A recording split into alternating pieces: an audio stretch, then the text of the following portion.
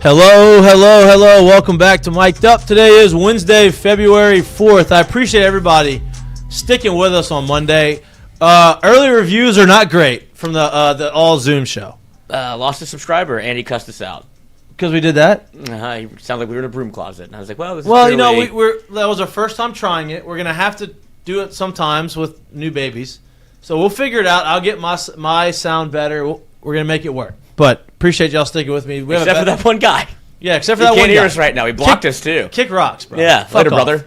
Yeah. Start a new channel. We got a bigger show for you Find today. a new We're obviously in the studio with Lloyd. Jay Mitch is out in his humble abode in Houston, Tejas. We're also joined by another Texan. I'm not even going to get into the intro. I'm just going to go right to it because he's got a big dinner tonight. Maybe. I don't know. Maybe. We'll figure it out. You haven't even gotten the time yet. No. You maybe follow me home to the neighborhood. Probably. Yeah. Another Texan is coming in, friend of the show, freshman All-American, soon to be just All-American. Just take the freshman out of it. Soon to be Major League Baseball player at some point. Casan Evans, the deer hunter. Just Deer watcher. Yeah, there you go. the deer. That sounds Just more as like scout, you're just scouting. You're letting it get bigger and scouting, bigger until yeah. next year. It's the next off season where you have the big buck. Yeah, I'm just letting Clay shoot them all. Yeah, that's it. Clay shoots all like the preemies. And then Yeah, he screws it up for everybody else. Yeah, no doubt. But we got a big show. Obviously, we're going to talk a lot about LSU baseball. I told y'all we were going to get to this point. We're at this point. LSU baseball season starts next Friday with the day game on Friday.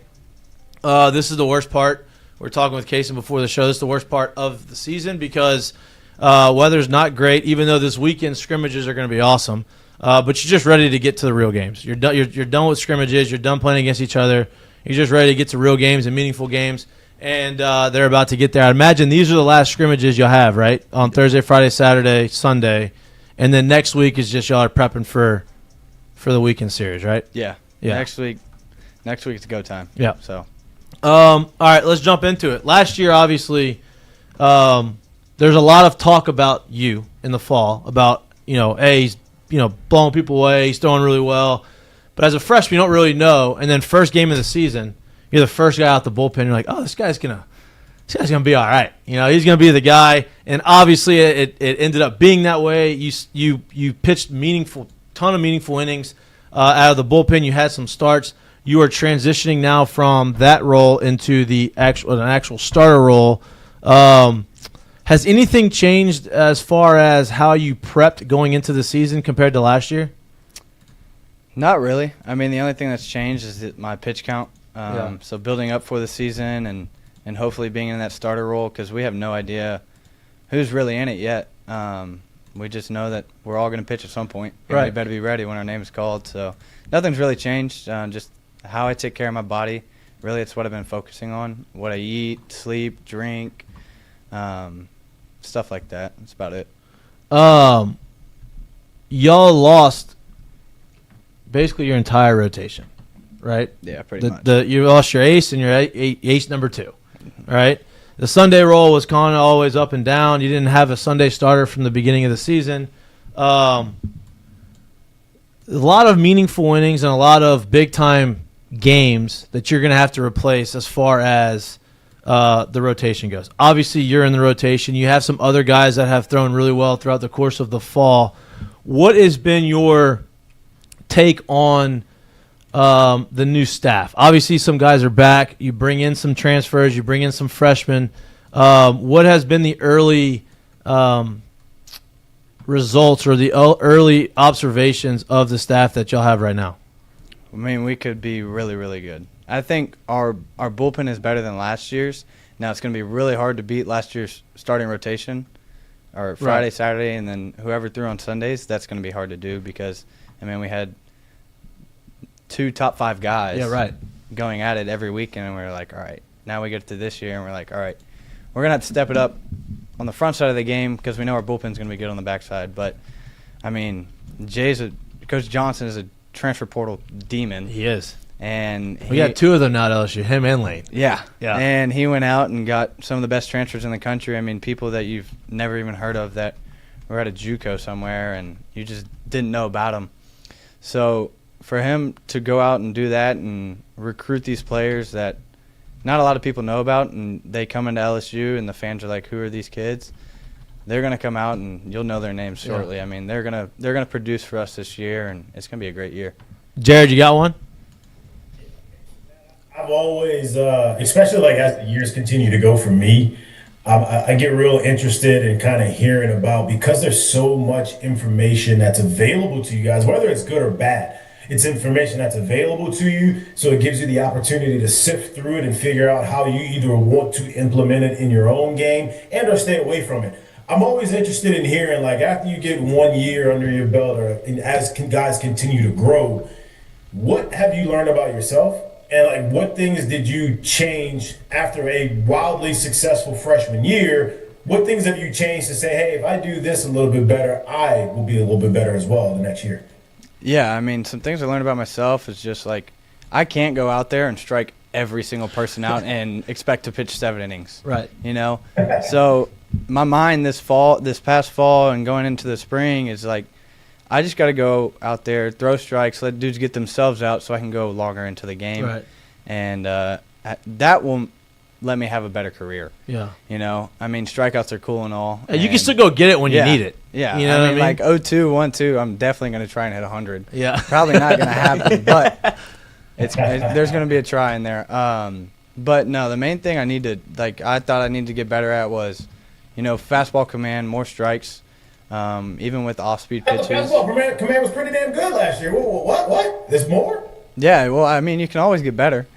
So I think I need better fastball command, just like being able to hit my spots, busting hitters in, and then especially because I got a sinker in my arsenal now, so trying to throw the sinker to righties, just low and in, and just have it beat it into the ground or swing over top of it, and then throwing the changeup to righties as well, because it just gives them a different look. I mean, you look at the statistics, and most righties don't see changeups until they get to college baseball.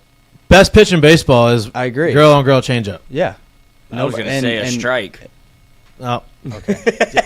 Yeah, this guy just ruined everything. Yeah, that works too, Lloyd. Those work too. But that's the toughest pitch, a righty changeup, because you don't see it. No, you don't. You never see it. Yeah. So that's what we're working on now, and that's what every pitcher on our staff is working on. Righty, lefty. Love that. You know, just going out. You can literally throw it down the middle, and it's going to be hard for them to hit. Yeah. So that's the biggest thing, and then just going out there and playing really.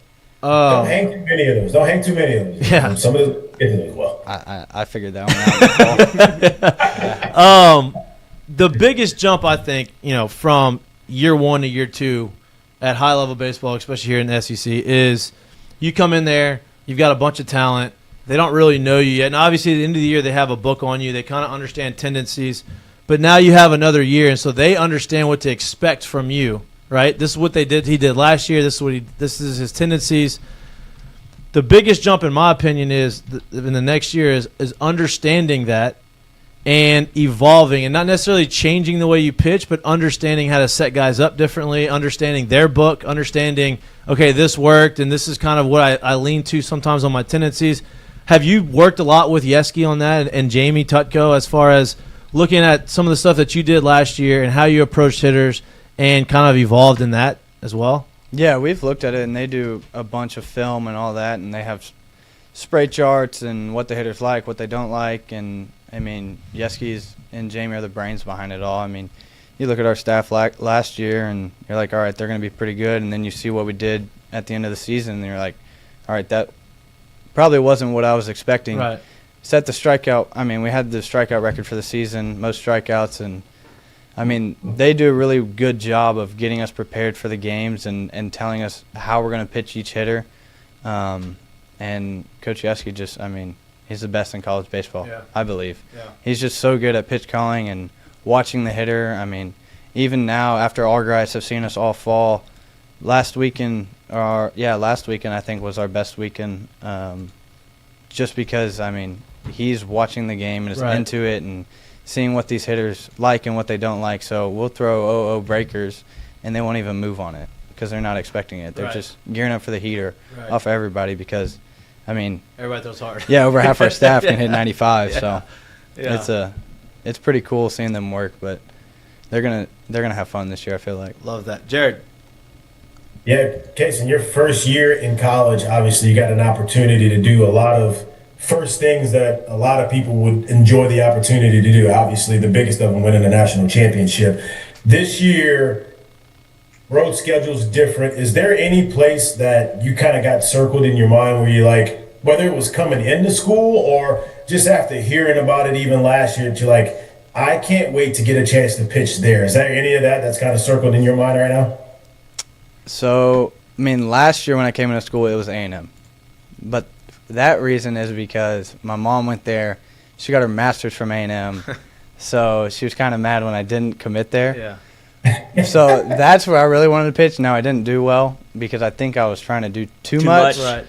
Yeah. And but no, this year it's either going to be Mississippi State or Tennessee. I heard Mississippi State, especially the way they redid their stadium, is like really fun to play. I mean, I guess you didn't play that last year, right? So like, I've heard it's always been fun, but when I was playing, they stunk, right? And so you just had the diehard fans, but like the stadium experience was still great. The stadium experience was great, and now they've redone it, and they kind of kept like that, the grills and stuff in the outfield. It's a cool experience. I feel like that weekend's gonna be rowdy. Yeah, I mean you can fit 15,000 people in those stands, so that's gonna be fun. I feel like the Tennessee one's gonna be fun. It's gonna be exciting to see how each of those teams perform because they both have new head coaches, right? Yep. So,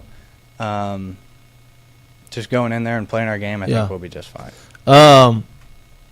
The conversation every year in the fall at LSU is, you're facing some of the best competition before the season on your own team, right? You have a team, a roster full of talent, and so you get to go out there and you get to hone in your skills against some really good offensive guys, right? We lost a lot of guys offensively last year. You have a lot of guys coming back that are going to be juniors, sophomores, juniors, seniors.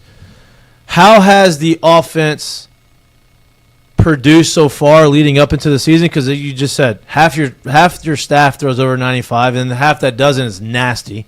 That throws 92, 93. So you're facing an offense that has some returning guys, but also has some new faces.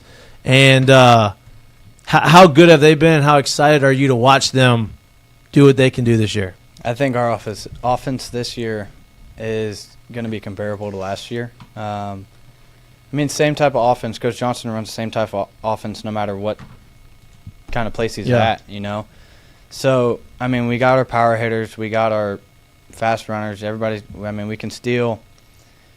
We're bringing in transfers that can hit. They've played in big conferences before, so they kind of know what to expect. But, again, this is the SEC. Yeah. It's hard to compare any other conference to this. So, but, I mean, when you return Chris Stanfield, Derek Curiel, Jake Brown, Kate Aaron Beatty, all of them, and they've done it before, and they've played in multiple games.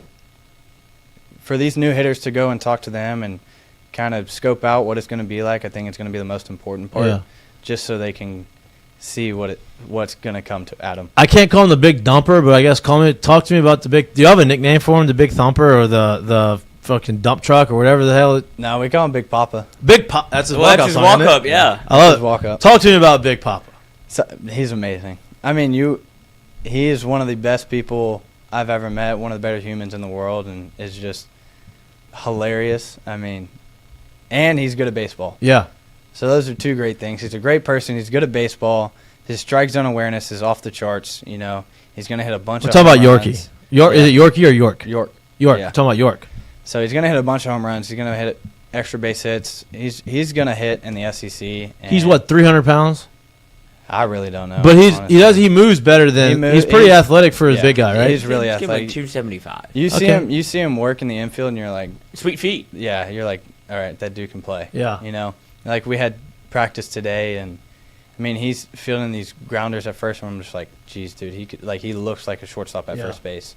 So he's gonna do really well. I mean, Trent, who came from Oregon State, he's gonna play a lot. He did really well this fall and coming into this spring. Second base, I don't really know who's gonna be there, and then you have Milam coming back, who's produced in both years and started his freshman year, a ton of games, played every single game last year, and just went off in the postseason. So hopefully we can get like postseason Milam throughout the whole year. Yeah, we talked about that on Monday. That's it. But I mean, either way, we're going to be good. I think we're in a good spot right now. Yeah, Jared, you got one? You talked about you brought that up about York and stuff. I want to. You bring up Milo, man. You got a chance to watch him from afar, and then you got a chance to play with him for a year. Like, how is he on a daily basis? Because he seems like one of the guys that has the absolute lowest heartbeat of anybody you've ever been around. Is there anything that gets him up? Is there anything that gets him down? And is that a big part of why he's so successful and why he's able to do what he does on the field?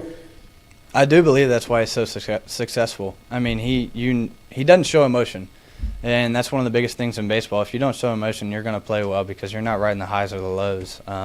Mikey? So he's Yeah, I was a very emotional person. he doesn't really. I don't really see him get down on himself. Now he'll be like aggravated for a few minutes after like a strikeout or a bad hit or whatever, which is normal. I mean, everybody gets like that. But I mean, when he gets excited, it's either like the walk-off homers in the SEC tourney, right, or the national championships. Yep, the big moments. Yeah, the big moments, as you should be excited for. Yeah. So, but I mean, anything like he has won, like his heartbeat. I don't know. He's got to have like a resting heartbeat of like 40. Yeah. Yeah. It's crazy, and just watching him work and do what he does. I mean, it's special. Yeah. Being on the mound, right?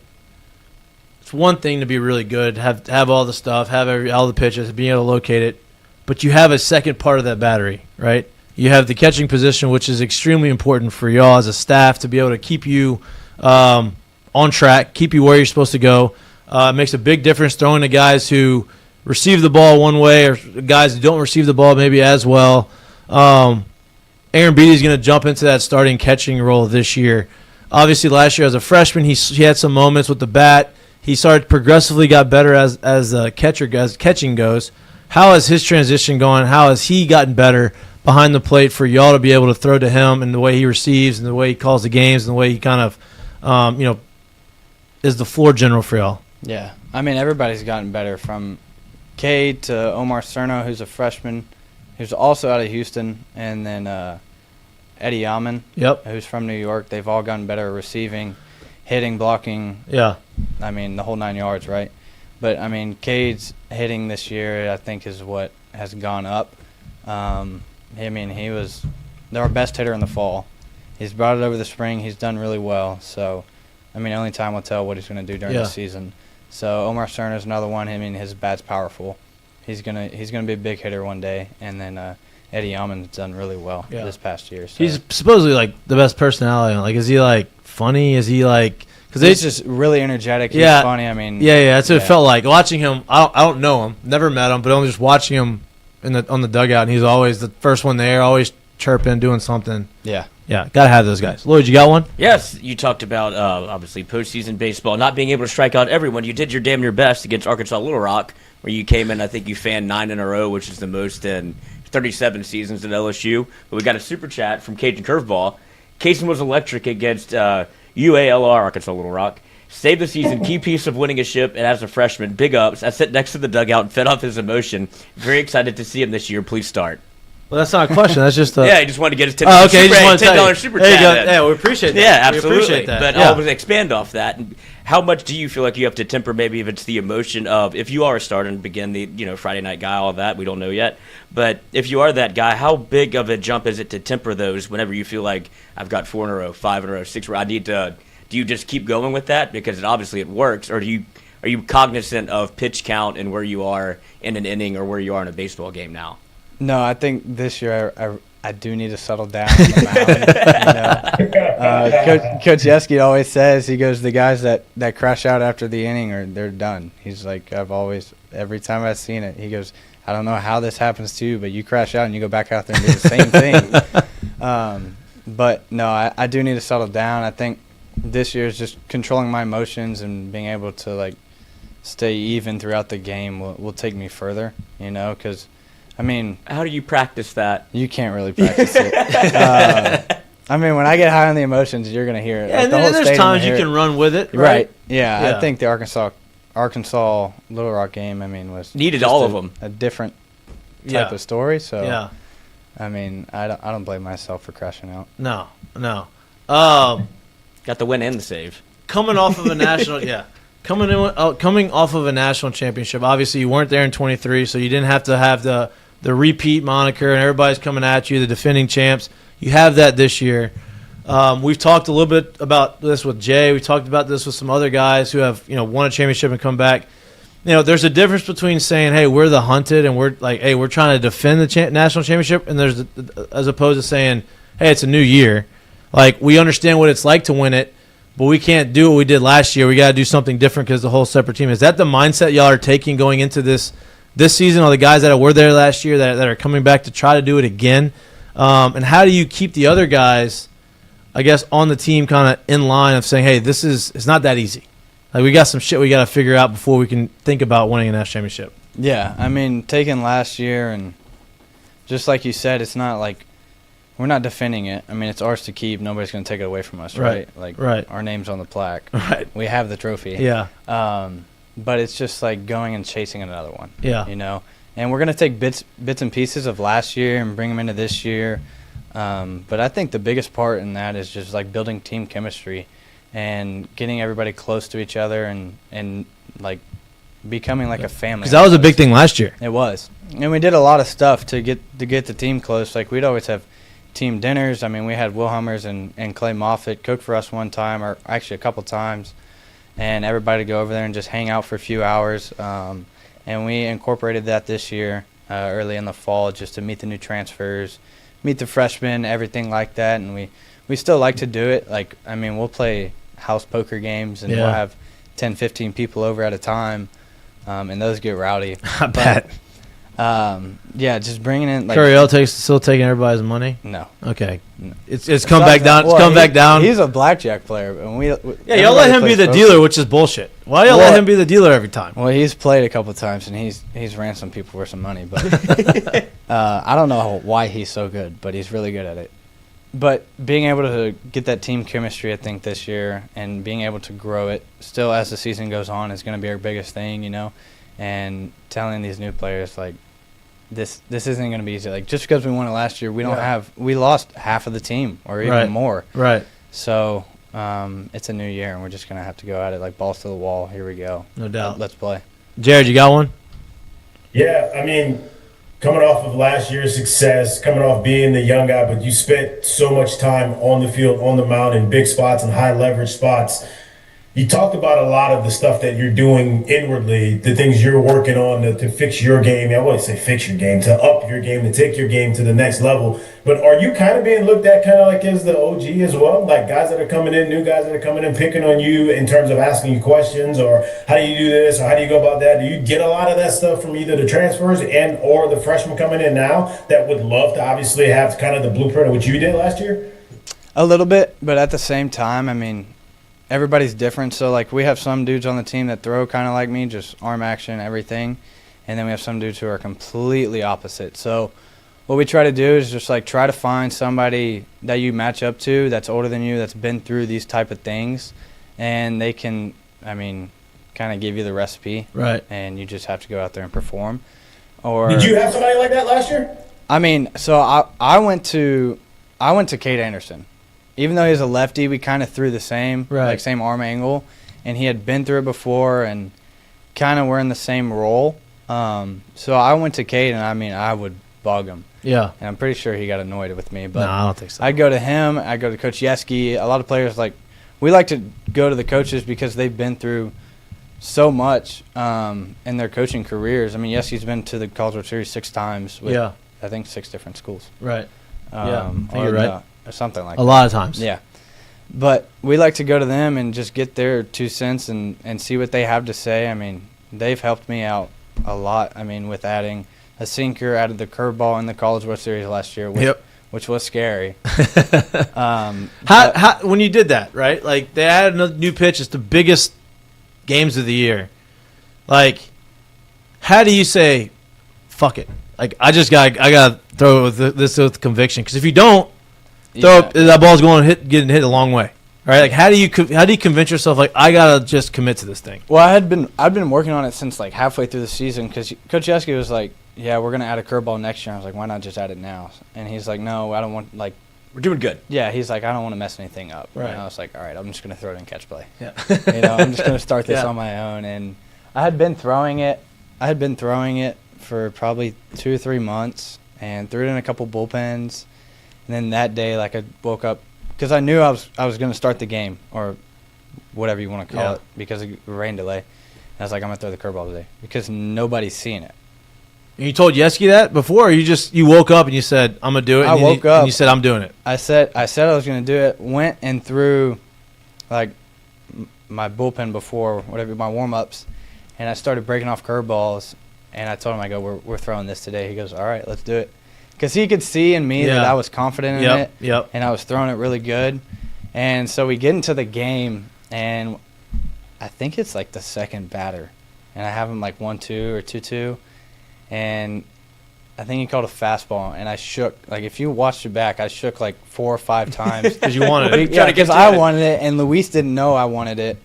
And then he finally called curveball, and I was like, yeah, there we go. And I threw it, struck him out, and then from there on, I mean, he just kept calling it. Do the catchers, like, did Luis get to call his game, or is he getting the pitches from Pitch call. He's getting them from Yeski. From Yeski. Yeah. Okay. But, like, last year I had the opportunity to shake because I had proved to them that I could. Yeah, I earned it. You're right. And, I mean, that was maybe one of the few times I shook to it. Yeah. Or shook to a pitch. I mean, I probably did it once or twice before. Right. But I could just feel it. Like, I knew I had it, and I knew they weren't going to know what to do. I mean, you strike the dude out, and you watch him walk back to the dugout, and he's like, what the fuck was that? Yeah. So, I mean, it was pretty cool throwing in the World Series, but I'm excited to throw it all this year. Throughout the course of the fall, has there been a guy that you've had to face this fall that has been kind of a pain in your ass, like someone that's been like very hard for you to get out, or has been putting together really good at bats against you? Everybody. Does that count? That's a good sign, though. They've all been doing really good. I mean, Derek, of course, he always puts together good at bats. Zach York, Jake Brown. I mean, Mason Braun. He's a freshman. He puts together some good at bats. But I mean, in reality, they all put together good at bats, and it's hard to get them out. And when you do, like, when you go through when you have a clean inning, it's like a feel of like relief. Right. You know. Right. Because you're facing some of the best hitters in all of college baseball. I mean, Jake Brown and Derek Curriell could be going up for Golden Spikes, going up against each other. So Jake's obviously you saw what Curriell did last year, right? And like he was steady Eddie. I think he had maybe a 2 and 3 week stretch of like being okay, like not even bad. Yeah. You know what I mean? Just like okay. And then Jake Brown, obviously his freshman year had his moments, and then last year he always seemed to be at the big moment and come up with some big hits. And you saw him kind of take that next step. This year, I would imagine he's going to get all the at-bats, right? I would imagine he's going to be an everyday guy. Have you seen him take that next step as an offensive player, as a player in general? Yeah, he has, and they've been working on it. I mean, last year, and he's my roommate, so I can say this, he couldn't hit lefty sliders. He told us. Oh, he told us. I'm sure he did. Yeah. You threw him a slider, lefty slider, he's swinging and missing all day, every day. And this year, I mean, we've thrown lefty sliders, and he's like either just sat on them and didn't swing, or he's put a good swing on it. So he's gotten way better at those pitches. I mean, he can always hit the fastball. Right. We saw that last year. You know, he could be 102, and I mean, if it's there, he's going to swing at it. Yeah. You know. Yeah. But he's made that progression in his hitting, and I mean, outfield. He's one of the fastest players on the team. Yeah, you got 3 center fielders out there. Yes, it's exactly what we have, and it's kind of hard. Like you're like, all right, there's no way a ball drops this season, right? And if it does, then it must have been like 110 off the bat and hits off the wall. Yeah. But yeah, it's gonna be crazy. He's gonna do really well. Jared's got one more small one for you, and then we'll let you go get some dinner. Okay, I'm just sidebar. If it's 110 off the bat and hits off the ball, that's on you, brother. That's not on the ball. That is true. That is true. I'm not gonna seriously, lie. I want to ask you about like those 3 guys. Like going into y'all season's over, you win a championship. There's no way in hell you thought you were getting all 3 of them dudes back. Like, how does that feel to have all 3 of them back and still patrolling that outfield? Yeah, I mean, it feels awesome. So I knew we were gonna get Derek and Jake back for sure. You know, but Chris Stanfield was like a toss-up, so we didn't know what we were going to get with him. And then I heard he's coming back, and I'm like, all right, we're set. Yeah. Like, we got the outfield locked down. We got 3 of our best hitters studying at campus. So I knew it was going to be good. And then, I mean, we bring in these freshmen and these transfers. I mean, Daniel Harden came from a JUCO, and I think he's from the Baton Rouge area. And, I mean, he's been doing really well this fall and this spring. Dardar's been doing really well. He came from Kansas State. And he's from New Orleans. Yep. So he's been doing well. They've had him more in, like, the infield position. William Patrick's from Monroe. Yeah, Monroe. Yep. So, I mean, he's a big kid. He's the fastest player on the team. He's a big kid. I did not know that. Yeah, now I do know. Flies. Yeah, he was a big recruit. Like there was a conversation at one point maybe he was going to get drafted high enough to not come to college. He ended up in school, but he's been a guy. I actually met him on his visit like 3 years ago, and that's when Rooney was still here, and he was talking. You could tell how much. Obviously, he's a Louisiana kid, so he wanted to come to school. But I heard he was really good. I hadn't seen him play, but no, yeah, he's really good. I mean, he'll track down a ball in the outfield like it's nothing. Yeah, you know, and just these freshmen just keep getting better and better each year. And with this new these freshmen, huh? One year. Yeah, but with this new what the new thing that the MLSB is doing is like they're cutting down on teams and minor league teams. It's just going to push. I mean, a lot of these players to stay in college and make the NIL money because the NIL world is crazy now. Correct. You know, but you have your football and basketball, and they just make millions, even if they don't win championships. Right. But preach. I mean, there's still money in all these other sports, and I mean, if you're getting paid more than you're going to get in the draft, you might as well stay. Yep. And here's the other thing: we talked about this on Monday. LSU, baseball, the mecca of college baseball, wins a ton of championships. They've won in 2 and 4 years. Everybody thinks NIL. Yeah, that's part of it, but they need more. So if you're listening to this and you like championships, let's go ahead and throw some more money in the NIL pot for LSU baseball because all that revenue sharing stuff that we're getting, 90% of that's going to football. If not more. If not more than that, right? Yeah. So let's go ahead and generate a little bit more money so that we can go get all the top guys and pay the guys that have earned it and deserve to get paid. Yeah. So there you go. Yeah, you're welcome. Does Todd Graves watch this? Yeah. I'll make sure. We'll make sure. We'll just keep sending it to him. Send it to the social media knock team. around some doors on the neighborhood. Yeah, that's it. Might have to. Well, dude, I appreciate you. I'm not gonna keep you too late. I know y'all got maybe a pitcher's dinner tonight somewhere. You're our first guest of the season. Well, Jay, we just we had to start it off with our guy. You know what I mean? You came in last year a couple of times and it was awesome. We've gotten to know each other obviously over the course of the last year. So very appreciative of you coming in, dude. Always taking the time out, and then obviously we'll have you on again throughout the course of the season. Let's do it. Yeah, thank you, man. And of course. Thank you for having me. Anytime. What's on the menu? Do you know? No idea. Well, just a surprise. Yeah. I'm gonna have to figure it out. Where is he from? Do you know where he's from? Who? Coach Esky? Yeah. From. I have no idea. I'm just trying to think like if that's like the theme of what he's gonna go. Is he gonna be like Mexican food? He's like Southern to the core. Oh, is he? I think he's from the West Coast. He's from Wisconsin. Oh, there you go, Wisconsin. Maybe get some way cheese. off. Never mind. I thought he was from the West Coast too. I think it's because he coached on the West Coast for so long. Yeah. Right. Let's go that route. Yeah. Maybe you get some cheese curds. Yeah. He doesn't look like he partakes. I see that. I see him and his family walking down the street all the time. Fit man. And 10,000 steps with their dog. Hopefully they're all not to the pitcher's mound. No, they won't be. Yeah, they won't be. We appreciate you, dude. Yeah, man. Yep. Thank you. Have a great rest of the night, and then like I said, we'll have you on again. I'm sure I'll talk to you before. Obviously, you come back. Sweet. On. So see you next weekend too. Yeah. Thank you, guys. Yep. Good luck this year, obviously. Yeah. Good luck. Good luck. I'm gonna appreciate it. Yeah. Lloyd, I'm disappointed in you. What? You only asked one question to him. This is not my show. Appreciate you. Not my show. I had a couple lined up, but. Later, dude. I'm actually surprised at how much you still use the "this is not my show" thing when you don't speak. Like that's. Hey, can I say something? He talked about "this is not my show." Oh no, I was talking to him. Oh, it could be your show. You're more than welcome. It could be your show if you want it. Come on back. Let me say something. Lloyd was telling me on the way here. We talked about Dardar, who's a Louisiana guy, dreamed about playing at LSU, and told Lloyd that he watched our show. And the first time he met Lloyd, he wanted to go ask him for a picture. Lloyd, he wanted to ask Lloyd. So you can't tell me it's not his show if people are asking Lloyd for pictures. He's part of the squad. It's all part of our show. We walked in ballparks with Lloyd, and they're asking Lloyd for pictures, and Lloyd tries to use that as if like he doesn't want to talk half the time. I'm not stupid, bro. Open your mouth. I know you want to talk. I know you got questions. No doubt. You bring a different dynamic. That's what we like. And Lloyd also gets us into the stadium club. Yeah. Believe it or not. Might be going up the elevator this Believe year. it or not. Who knows? Always a great interview. He's the best. He's the best. Understands the show. Understands. He's one of us, Yes. which is great.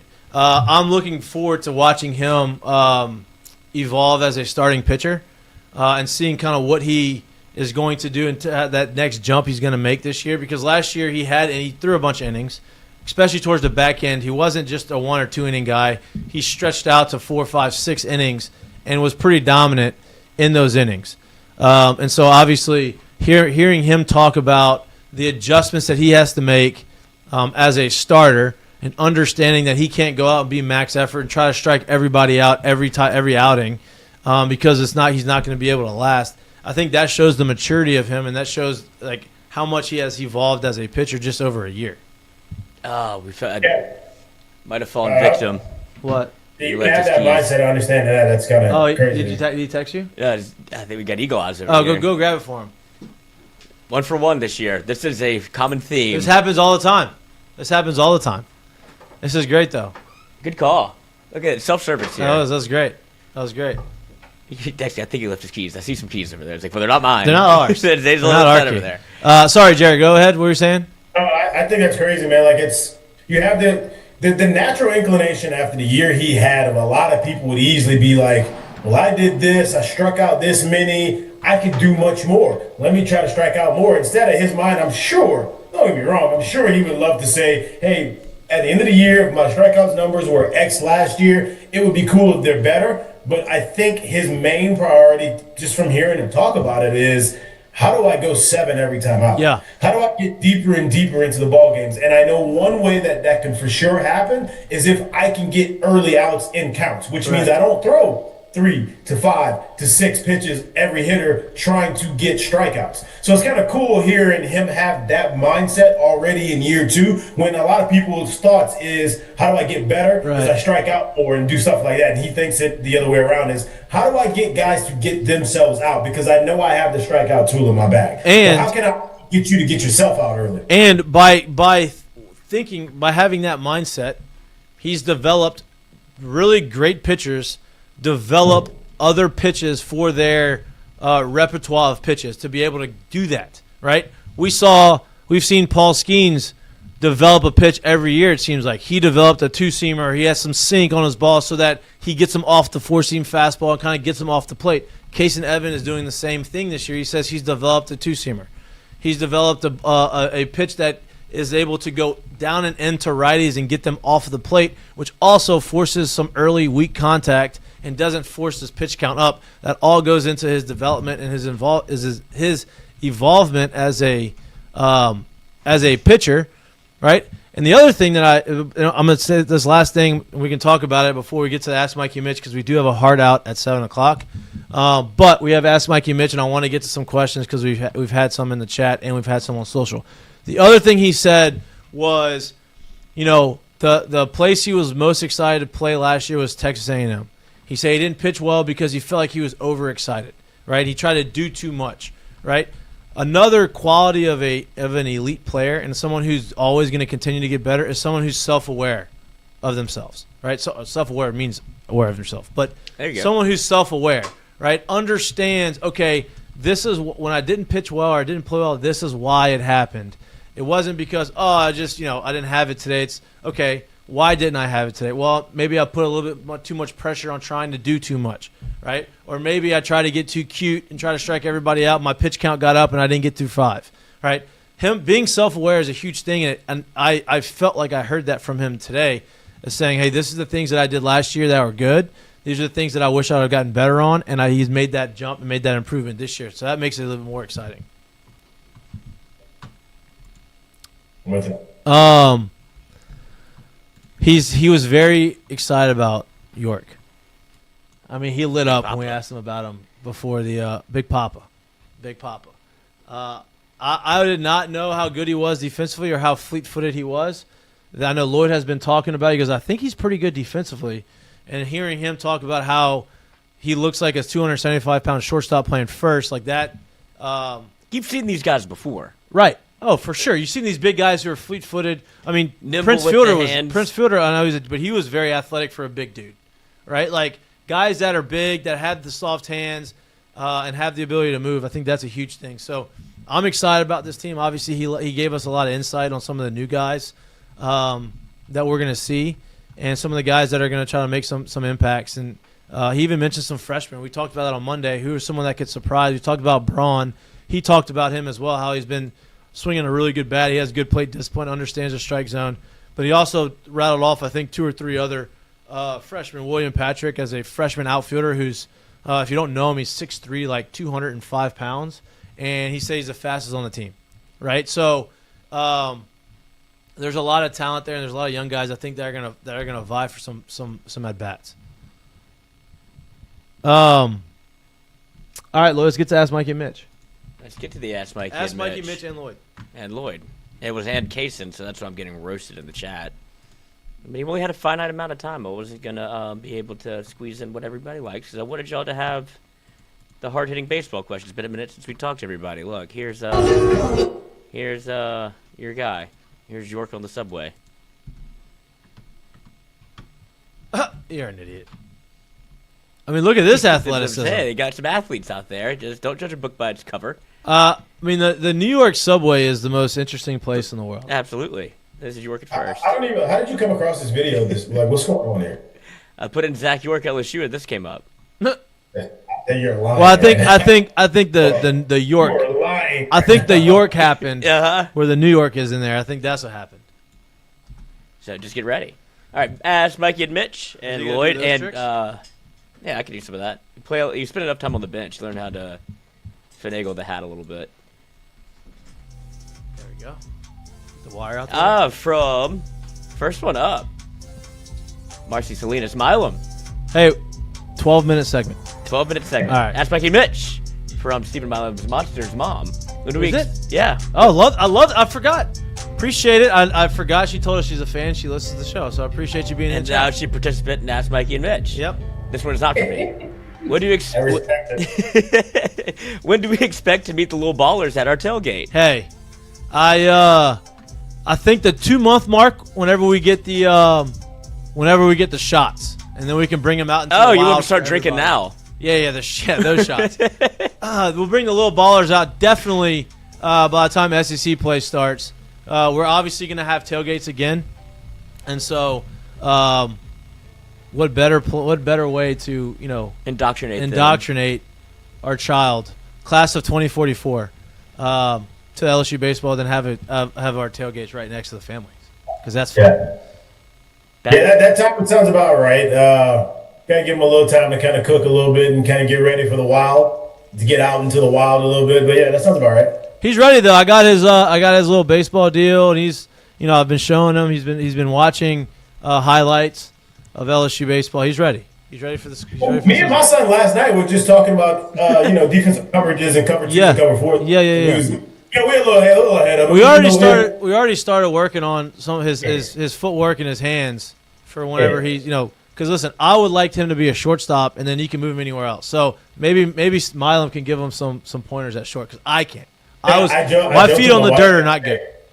I joked with my wife the other day. She's like, maybe you could, be left-handed like Daddy. I go, no, that's fine, maybe so, but I like you. You got to be able to throw that thing right-handed now. We can't just cut you off of half the positions on the field. We got to be able to have your pick at which one makes the most sense for you. Yeah. So swing lefty. If you want to be left-handed, let's be ambidextrous, but we're gonna throw that thing right-handed. We're gonna figure that out sometime. They're throwing the baseball right-handed, no doubt. Or left-handed. Yeah, you got to. Or both. If there's one person to teach his you. his dad can do both. So his dad can throw lefty and righty.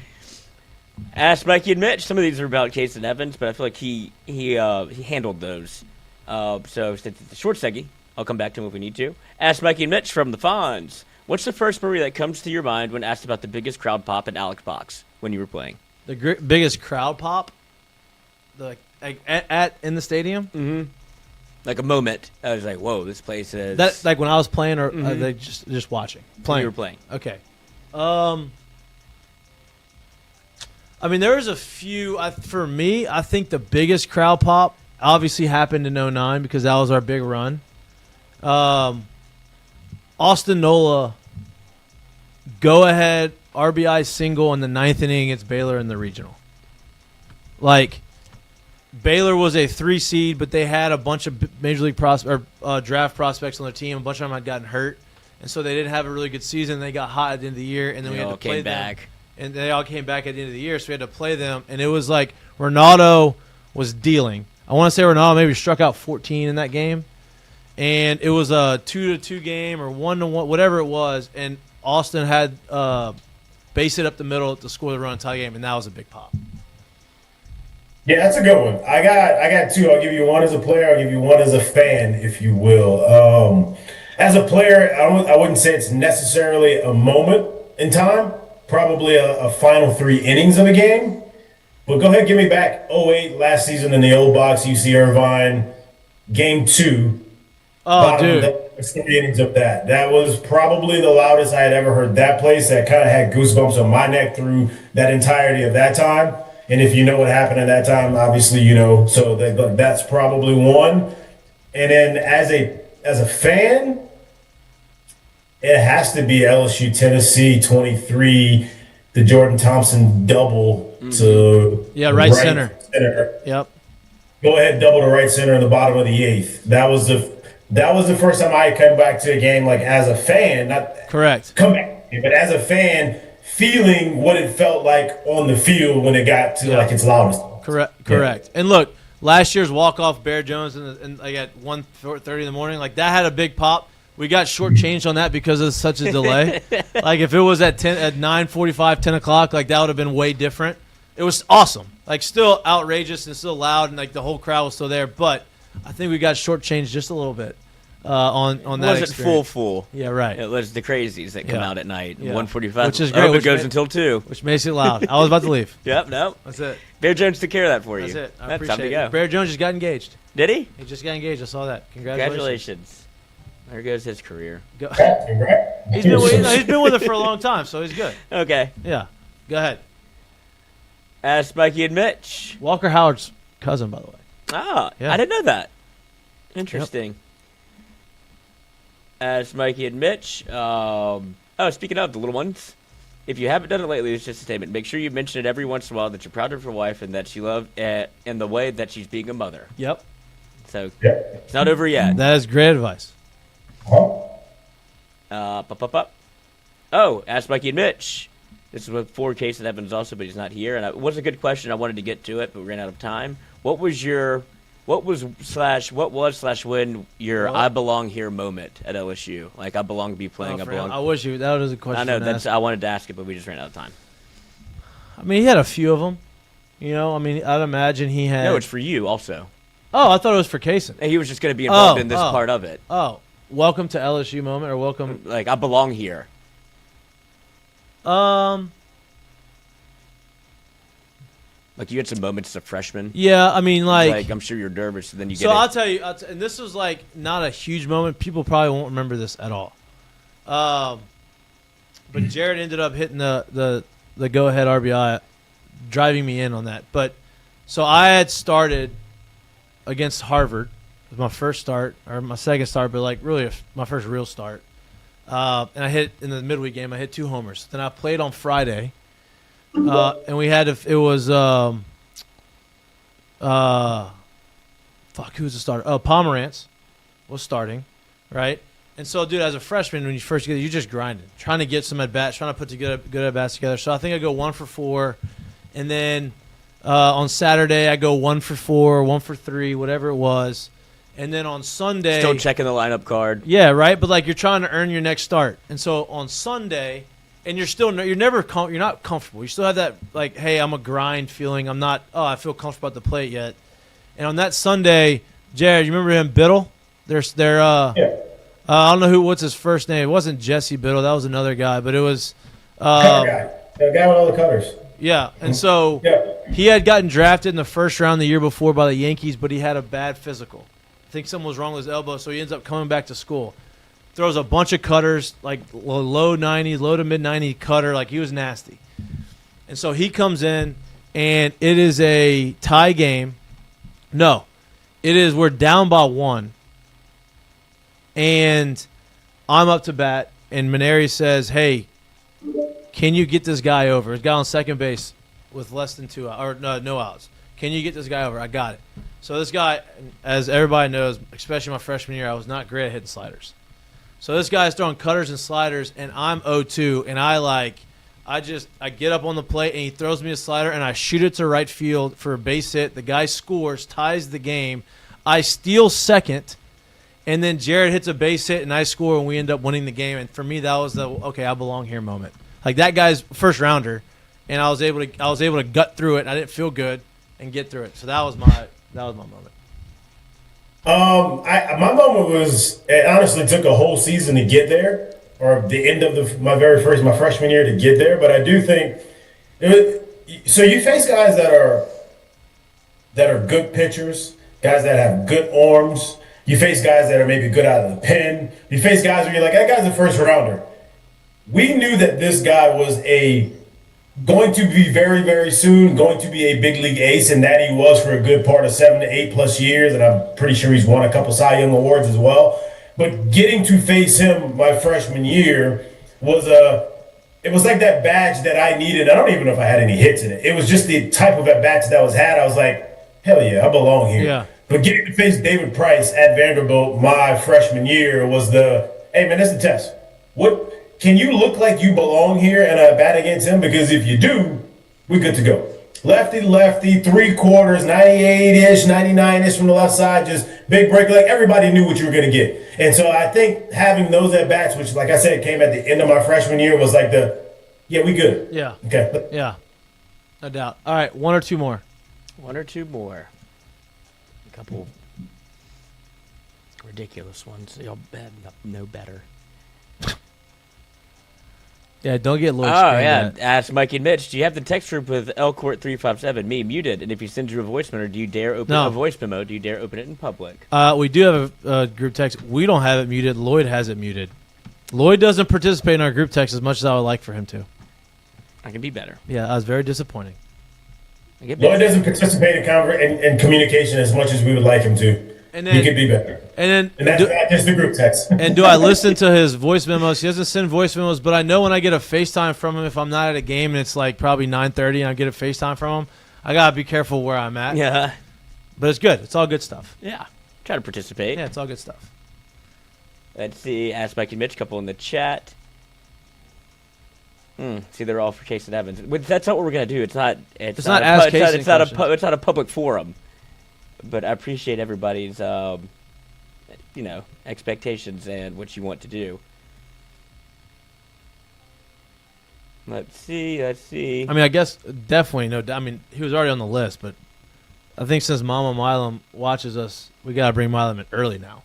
Yeah, we got to bring him back. Early. Well, he's coming back. There was no doubt. He's always going to come on the show. It's just when we were going to have him on. We're in the swing of it now. Yeah. That was the start. That was the leadoff of the season. Jay's scheduling is really going to screw us up with. Yeah, we're going to move him around. We're going to make it work. We didn't even get to talk about the TV schedule. LSU on a lot of ESPN2 games, nationally televised games, as they should be. Marquee program in the country, defending national champions. Happens when you won 2 championships in the last 4 years. That kind of helps. And college baseball is growing, and LSU is the biggest brand in college baseball, so why not? Give it him. Will we ever see another legitimate closer like Matty Ott or Chris Cotton? 2 legit names. Did it differently? That guy last year wasn't legitimate? Yeah. I guess they mean like... That guy that just sat there just now wasn't legitimate last year? I guess they mean like a guy, like the classic closer. Like, hey, this guy's coming in the 8th and 9th inning. He's going to get the guy out and he's going to move on. I mean, he did that for 75% of the year until we figured like, hey, we can kind of stretch him out a little bit here. I think you're going to see that this year with Maverick Rizzi. Yes. I feel like you had it last year. Like you got to also think, if you remember, I go back to it, that year we had, we had our version in Lewis Coleman and Anthony Renato of Anthony Ianson and Cade Anderson, right? You had a Friday and Saturday guy, but also our Sunday guy, I think, made 12 starts on the year as well. So we had someone that was locked in that gave us a lot of length on Sundays as well. So we didn't need someone to kind of come in and start. We didn't need somebody to kind of show up in the 6th inning. We were able to bridge it and get to that guy, or maybe we would have extended a Matty out that way. So you got to think of it that way as well. Yep.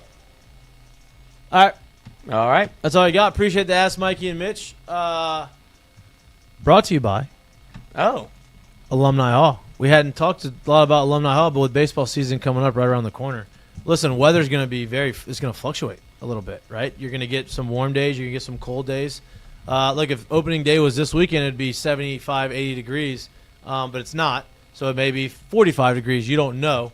But go to Alumni Hall to get all of your gear to prepare for whatever inclement weather or great weather that you may have. Listen, early in the season, you need some hoodies, some beanies, some long sleeves, some pants. And then as the season progresses, the layers come off, right? The weather gets warmer, shorts get shorter, balls start flying more. New gear comes out. So you need to get new gear, right? You need to get shirts, maybe some cutoffs, maybe some shorts, hats, visors, whatever you may want. They got it all at Alumni Hall, located in Perkins Row. Great storefront. Go check them out. All right, Lloyd. Mistake of the day? Mistake of the day. Oh, this is Lincoln Riley and Colin Cowherd talking about NIL and maybe what it's done for a team like remind me where he's the head coach? Lincoln Riley? Mm-hmm. USC. He says a couple interesting comments about how NIL may have leveled the playing field when I remember the early 2000s USC football teams.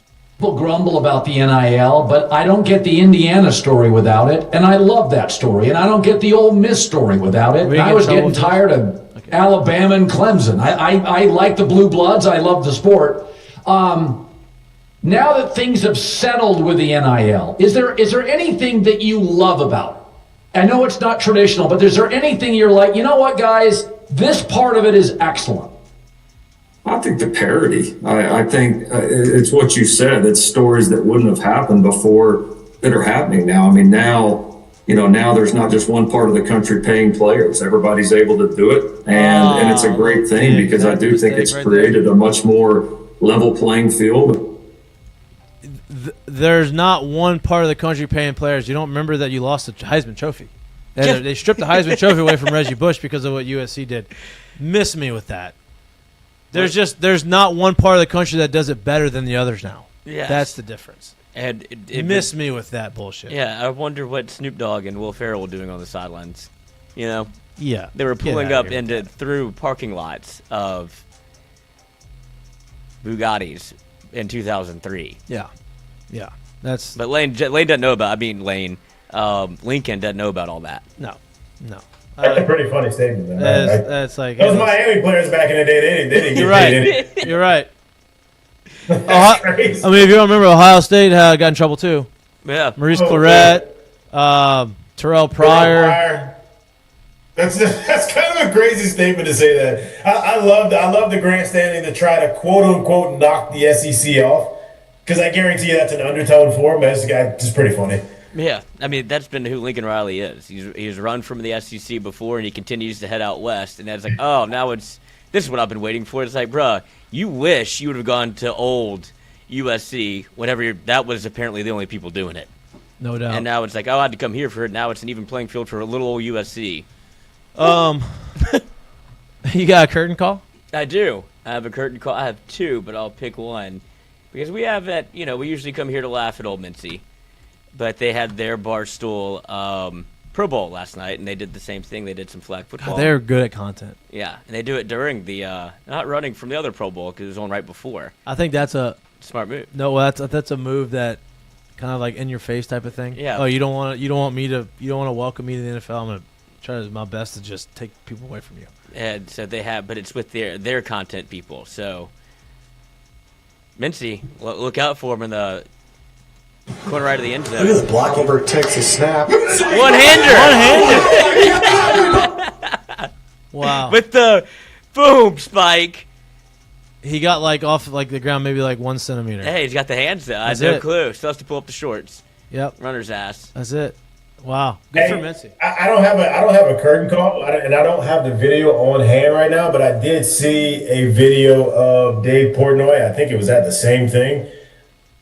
If you're going to talk very critically about athletes, I just need you to not look the way he does when you actually try to do something athletic. Otherwise, just marvel and talk about the sport or the sports, however you want to talk about it, in like a fan way. But don't be the guy that's making fun of and say this should or this shouldn't happen or this guy should and this guy shouldn't be when you get the opportunity to do something and you look like you have never done it before. So if you get a chance, find a video of him running at one of these things and it's like, yeah, I don't know if I ever want to listen to you talk about in-ears ever again. No doubt. He was racing the JMU defensive tackle that he was making fun of because he's like, I mean, this guy, this is who they're playing. They don't belong in the playoff. And he saw it, and he challenged him to a race.